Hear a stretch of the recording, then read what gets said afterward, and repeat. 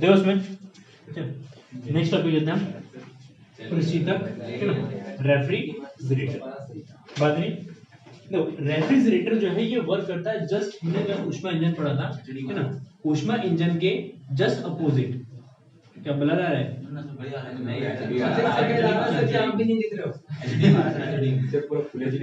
नहीं वो है ना सर, हॉलीवुड के भूत। और के मैंने स्टार्ट नहीं किया था। देखो नेक्स्ट टॉपिक लेते हैं प्रशीतक, ठीक है ना, रेफ्रिजरेटर। रेफ्रिजरेटर देखो जो हमने ऊष्मा इंजन पढ़ा है, जस्ट ऊष्मा इंजन का क्या है, रिवर्स प्रोसेस है, ठीक है ना। ऊष्मा इंजन की अगर तुम फंक्शनिंग देखोगे तो ऊष्मा इंजन में हमने क्या करा था कि सोर्स से एनर्जी ले रहा था कार्यकारी पदार्थ, ठीक है ना, फिर कार्यकारी पदार्थ वर्क कर रहा था, वर्क करने के बाद फिर जितना भी ऊष्मा उसके पास बच रहा था वो किसको भेज दे रहा था, सिंक को। तो इस तरीके से कंटिन्यूअसली एक अमाउंट में ऊष्मा जो है वर्क में कन्वर्ट हो रहा था।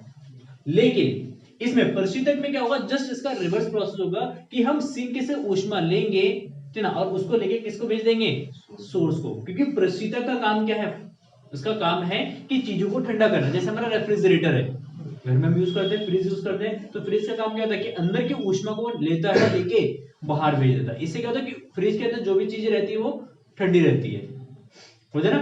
तो यहाँ पे अब बात ये आती है कि हमने नेचर में ये देखा है कि ऊष्मा हमेशा हाई टेम्परेचर से लो टेम्परेचर की तरफ फ्लो होता है। हाई से कहां फ्लो होता है, लो, हाई से लो की तरफ फ्लो होता है ना। कभी लो से हाई की तरफ फ्लो होता है क्या टेम्परेचर या ऊष्मा? ऑटोमेटिकली नहीं होता है।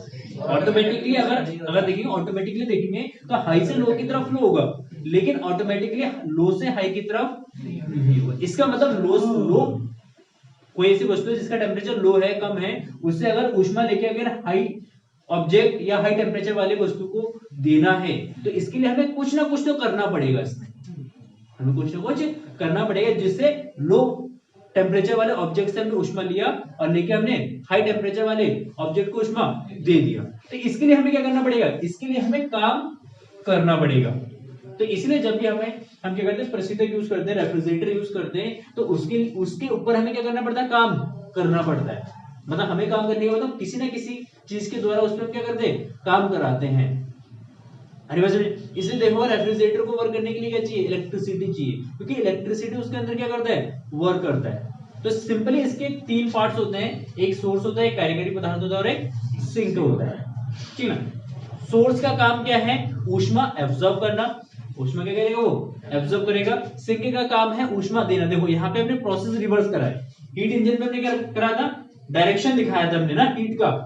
हीट इंजन में ऊष्मा स्रोत से मिल रहा था, कार्यकारी पदार्थ को मिल रहा था, कार्यकारी पदार्थ वर्क कर रहा था, इस डायरेक्शन में डायरेक्शन दिखाया था वर्क का। यहाँ पे इसके अपोजिट डायरेक्शन में वर्क दिखा रहे हैं।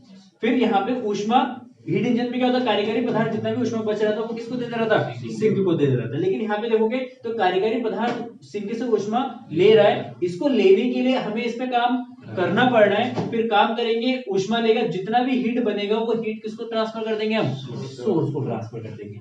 तो यहाँ पे सोर्स सिंक से ऊष्मा लिया जाता है, कार्यकारी पदार्थ पे वर्क किया जाता है, बाकी जो ऊष्मा बनेगा, एनर्जी प्रोड्यूस होगा, उस एनर्जी को फिर हम किसको ट्रांसफर कर देंगे, सोर्स को ट्रांसफर कर देंगे, ठीक है। तो यहाँ पे जो कार्यकारी पदार्थ है, कार्यकारी पदार्थ के रूप में हम यूज करते हैं, गैस यूज करते हैं। गैस में जैसे हम अमोनिया यूज करते हैं, क्या यूज करते हैं, अमोनिया। दूसरी चीज यूज करते हैं, अगर फ्रीजर के बारे में तुम्हें पता है तो फ्रीजर में गैस भरी जाती है जिसको क्या कहते हैं, फ्रीऑन गैस।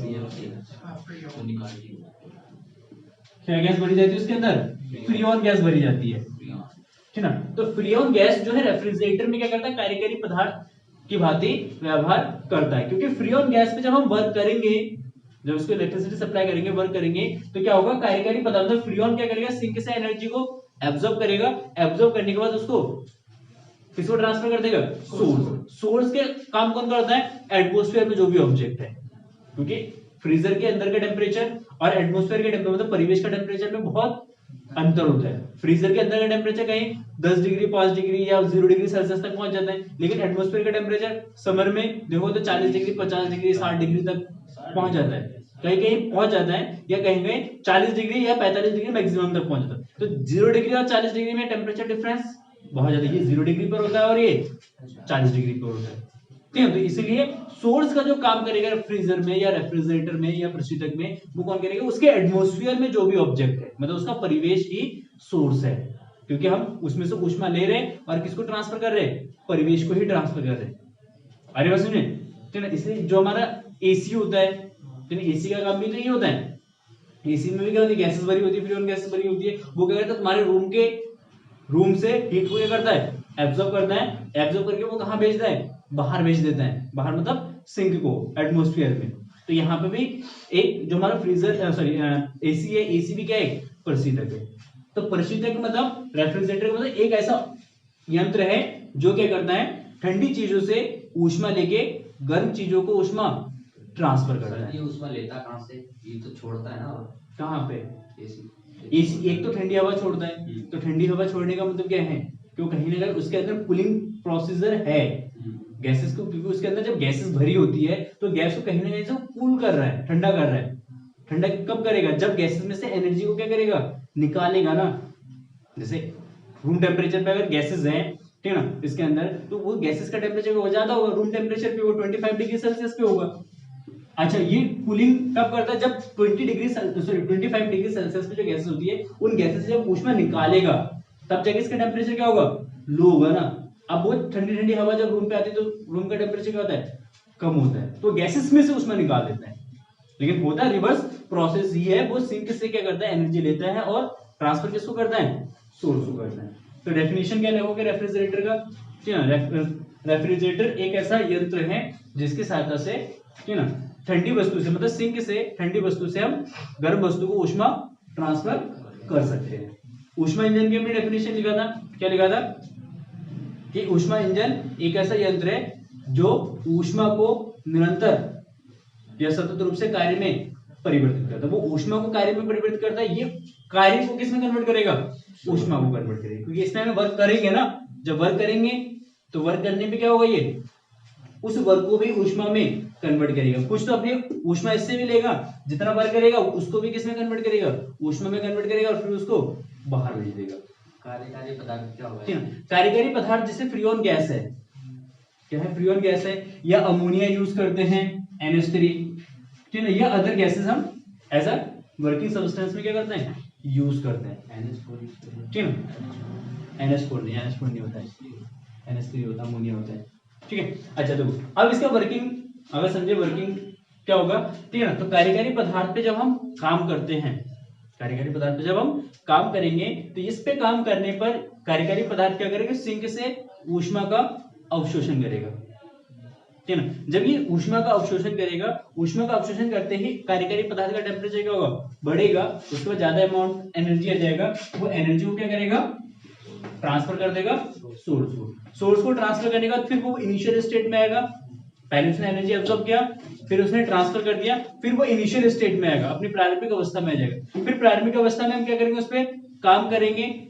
वो काम करने के बाद सिंक से क्या करेगा, वो ऊष्मा का अवशोषण करेगा, ऊष्मा अवशोषित करके फिर वो किसको ट्रांसफर कर देगा, सोर्स को ट्रांसफर करेगा। तो इस तरीके से देखोगे तो इसके अंदर एक चक्रीय प्रक्रम उत्पन्न हो जाता है, क्योंकि पहले अपनी स्टेट पे है, हमने काम किया, फिर उसने ऊष्मा का अवशोषण किया, फिर वो किसको ट्रांसफर कर दिया, सोर्स को, फिर वो अपनी अवस्था में आ गया ना, एनर्जी को हीट को ट्रांसफर करने के बाद अपनी अवस्था में आया। तो मतलब प्रारंभिक में जिस अवस्था में था, बाद में पूरा प्रोसेस के बाद वो फिर से अपनी अवस्था में पहुंच रहा है, मतलब एक सर्कल उसका कंप्लीट हुआ। तो यहाँ पे जो प्रशीतक है या मानक जो है हीट इंजन है, वो किस पे वर्क करता है, चक्रीय प्रक्रम पे वर्क करता है।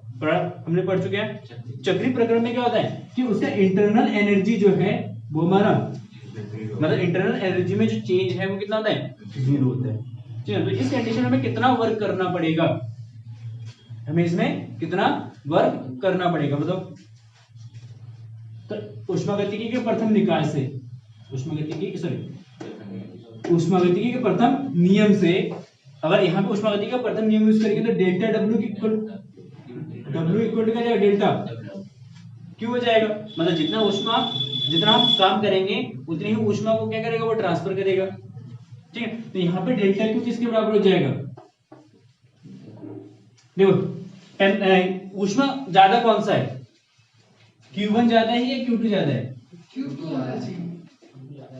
नहीं, Q2 ज्यादा नहीं है, और लॉजिकली सोचो आप, Q1 Q1 ज्यादा है क्योंकि इसने Q2 ऊष्मा लिया, Q2 ऊष्मा लिया, उस पे वर्क हुआ, तो वर्क भी क्या होगा, ऊष्मा में ट्रांसफर होगा, वो पूरा का पूरा ऊष्मा किसके फॉर्म में है, Q1 के फॉर्म में है। तो मतलब हम यहाँ पे स्टेटमेंट ये ले सकते हैं कि Q1 equal to W plus Q2।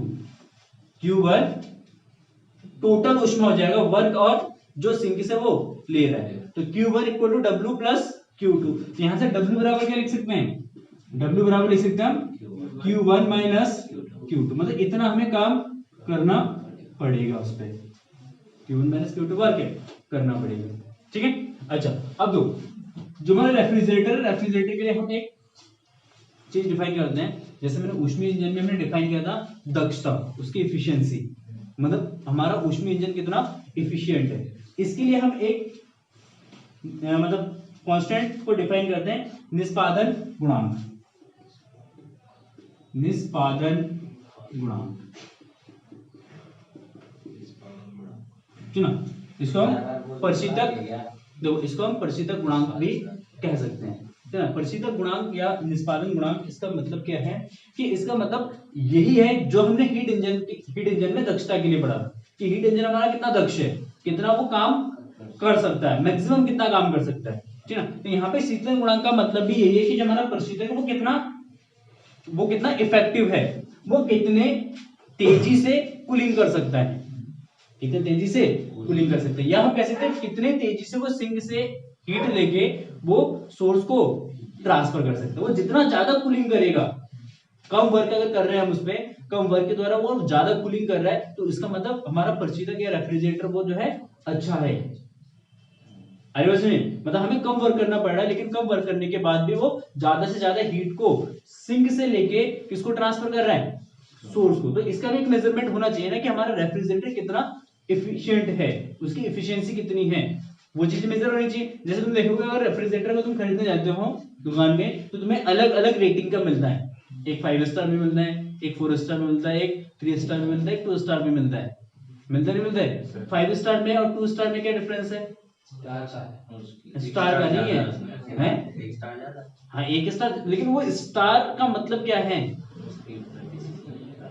ना, क्योंकि जब 5 स्टार वाला तुम लोगे रेफ्रिजरेटर, मतलब सेम अगर साइज का अगर तुम 5 स्टार वाला लोगे, एक 2 स्टार वाला लोगे रेफ्रिजरेटर, तो तुम्हें सबसे ज्यादा बिल किसमें पे करना पड़ेगा, 2 स्टार वाले में। क्यों, क्योंकि 2 स्टार वाले की एफिशिएंसी कम है, क्योंकि उसको कम हीट निकालने के लिए ज्यादा वर्क करना पड़ेगा। जब वो ज्यादा वर्क करेगा तो इट मींस एनर्जी का ज्यादा कंजम्पशन करेगा, एनर्जी का ज्यादा कंजम्पशन करेगा तो इलेक्ट्रिसिटी बिल ज्यादा आएगी। अगर 5 स्टार वाला लेते हैं तो 5 स्टार की एफिशिएंसी इतनी ज्यादा है कि कम वर्क अगर उस पर करेंगे तो ज्यादा से ज्यादा हीट को वो निकाल सकता है, वो कूलिंग भी अच्छा करेगा, कूलिंग भी क्या करेगा, अच्छा करेगा। तो वहां पे मतलब कम वर्क हमें करना पड़ रहा है, मतलब कम एनर्जी का कंजम्पशन है, कम एनर्जी वो क्या कर रहा है, इलेक्ट्रिसिटी से ले रहा है और ज्यादा से ज्यादा हीट को ट्रांसफर कर रहा है, ठीक है। तो यहाँ पे निष्पादन जो गुणांक है इसको डिफाइन किया गया है कि ठंडी वस्तु से प्राप्त ऊष्मा, ठंडी वस्तु से प्राप्त ऊष्मा तथा इस पे किए गए कार्य के अनुपात को निष्पादन गुणांक कहते हैं। तो निष्पादन गुणांक इसको दिखाएंगे अल्फा से सिग्मा से, अल्फा से रिप्रेजेंट करेंगे, है ना।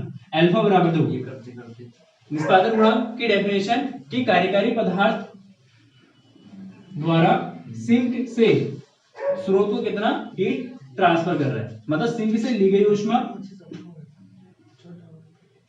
सिंक से ली गई ऊष्मा तथा सिंक से ली गई ऊष्मा तथा कार्यकारी पदार्थ पर किया गया कार्य, कार्यकारी पदार्थ पर किया गया कार्य के अनुपात को निष्पादन गुणांक कहते हैं, ठीक। इसको किससे रिप्रेजेंट करेंगे, अल्फा से। सिंक से ली गई ऊष्मा, सिंक से हमने कितनी ऊष्मा लिया है, ठीक ना, और जितना ऊष्मा हमने लिया है उस ऊष्मा को लेने के लिए हमें कितना काम करना पड़ा। अगर मान लो हम अगर 10 जूल एनर्जी लेते हैं सिंक से, ठीक ना, और 10 जूल एनर्जी लेने के लिए हमें 15 जूल वर्क करना पड़ रहा है एक कंडीशन में, दूसरी कंडीशन में 10 जूल एनर्जी लेने के लिए हमें 2 जूल हमें वर्क करना पड़ रहा है, तो किसकी एफिशिएंसी ज्यादा होगी कि 10 जूल एनर्जी के लिए अगर कम एनर्जी कम हमें वर्क करना पड़ा तो उस कंडीशन में उसकी एफिशिएंसी ज्यादा होगी। और वही है 10 जूल एनर्जी ले रहा है, 15 जूल हम वर्क कर रहे हैं, तो क्या फायदा है,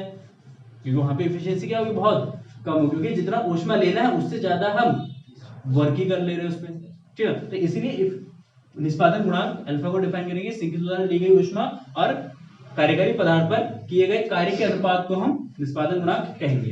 देखो सिंक से कितना ऊष्मा ले रहे हैं हम, Q2, तो अल्फा इक्वल टू हो जाएगा Q2 डिवाइडेड बाय, ठीक है ना, कितना काम करना पड़ रहा है इस पे, Q1 माइनस Q2, तो अल्फा इक्वल टू हो जाएगा Q2 upon Q1 minus Q2, ठीक है ना, Q1 माइनस Q2। हाँ इसमें हाँ टेम्परेचर से रिलेट करते हैं ना। देखो अगर इसका टेम्परेचर मान लेते हैं, सिंक का टेम्परेचर कितना है, T2 है, और स्रोत का टेम्परेचर कितना है, T1 है, तो उस कंडीशन में अल्फा को लिख सकते हैं T2 divided by T1 minus T2, T1 minus T2 temperature के टर्म्स में हम ये इक्वेशन यूज करेंगे। अगर हमारे पास ऊष्मा दे रखा है तो ऊष्मा के फॉर्म में वाला इक्वेशन यूज कर लेंगे, अगर टेम्परेचर दे रखा है तो टेम्परेचर के फॉर्म में ये वाला इक्वेशन यूज कर लेंगे। देखो ईटा एंड अल्फा में क्या संबंध है, ईटा व अल्फा में सर जी ईटा क्या है, दक्षता ऊष्मा इंजन के लिए कल पढ़ा था ना, हाँ पढ़ा ठीक ना, ईटा इक्वल टू ऊष्मा इंजन की दक्षता है, अल्फा का मतलब प्रशीतक का निष्पादन गुणांक है। देखो ईटा को हमने डिफाइन किया था, ईटा को कैसे डिफाइन किया था, Q1 minus Q2 upon Q, Q1 minus Q2 upon Q, Q1 minus Q2 upon Q1, ठीक है, ठीक, और अल्फा हमारा ये हो गया Q2 upon Q1 minus Q2। अच्छा इन दोनों में रिलेशन निकालो, देखो क्या कर सकते हैं इसमें, ये Q2 है, क्या है Q2 है ना, तो इसको क्या लिख सकते हैं सर Q1 माइनस Q2 की वैल्यू निकालो उधर से, किसमें, वो इस वाली क्वेश्चन से Q1 माइनस Q2 की वैल्यू निकाल के उसको पुट कर दीजिए।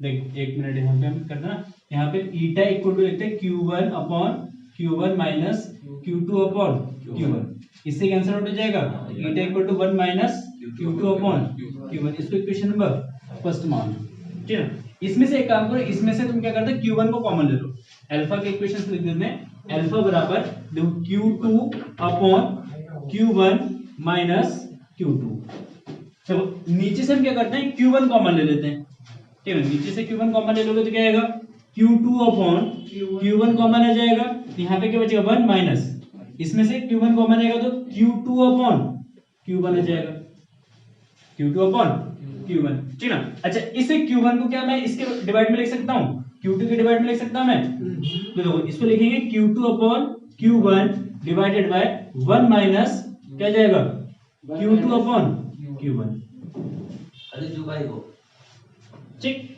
इसको हमने लिख लिया इसके डिवाइड में, इसको हमने क्या इसके डिवाइड में लिया, तो Q2 upon Q1 divided by 1 minus Q2 upon Q1, ये जाएगा ना। अच्छा अब दो यहाँ पे 1 minus Q2 upon Q1 equal to कितना है ईटा, तो इसकी जगह तो हम क्या लिख सकते हैं ईटा लिख सकते हैं, लिख सकते हैं ना। अच्छा अब Q2 अपॉन Q1 लिखना है तो Q2 अपॉन Q1 की जगह क्या लिख सकता हूं मैं इस इक्वेशन में, देखो Q2 अपॉन Q1, इस वाले टर्म्स को उठा के इधर फेंक देते हैं, तो इधर आएगा तो ये प्लस का हो जाएगा, इसको इधर भेज देंगे तो 1 माइनस क्या जाएगा ईटा, तो अल्फा इक्वल टू हो जाएगा हमारा, अल्फा इक्वल टू ऊपर वाला टर्म्स आ जाएगा 1 minus eta, 1 minus eta divided by 1 minus Q2 upon Q1 की जगह क्या लिख देंगे ईटा, हो जाएगा ईटा। देखो अब इसको लिख सकते हैं 1 by eta minus 1 by sorry eta by eta, eta से ईटा क्या जाएगा कैंसिल, कितना बचेगा 1 बचेगा, तो अल्फा इक्वल टू जाएगा 1 बाय ईटा माइनस 1, 1 को उठा के तो ले आना, तो 1 plus alpha equal to 1 by eta, तो ईटा इक्वल टू क्या जाएगा 1 बाय 1 प्लस बिल्कुल मैथ में सही, ठीक है। ये हो जाए हमारा किसमें प्रशीतक गुणांक और ऊष्मा इंजन की दक्षता निस्संबंध, ठीक है। तो लिखो इसके बारे में, ऊष्मा प्रशीतक के बारे में लिखो, देखो प्रशीतक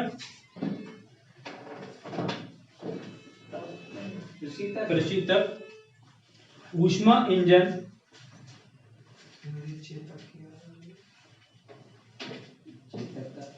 प्रशीतक ऊष्मा इंजन के विपरीत दिशा में प्रशीतक ऊष्मा इंजन के विपरीत दिशा में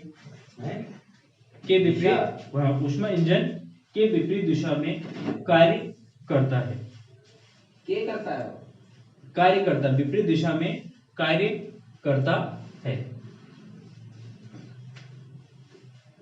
कार्य करता, ठीक। हाँ, तो नेक्स्ट लेसन लिखो इसमें। अतः प्रशीतक एक ऐसा यंत्र है, प्रशीतक एक ऐसा यंत्र है जिस पर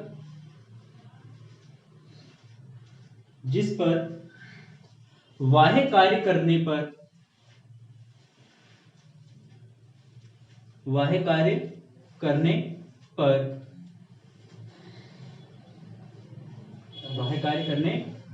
यह ठंडी वस्तु से ऊष्मा को लेकर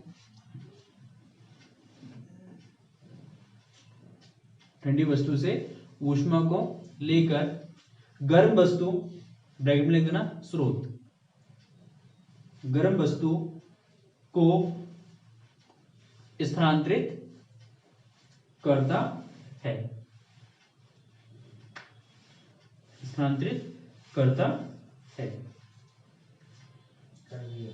ठीक है, नीचे लिखना। प्रशीतक के तीन भाग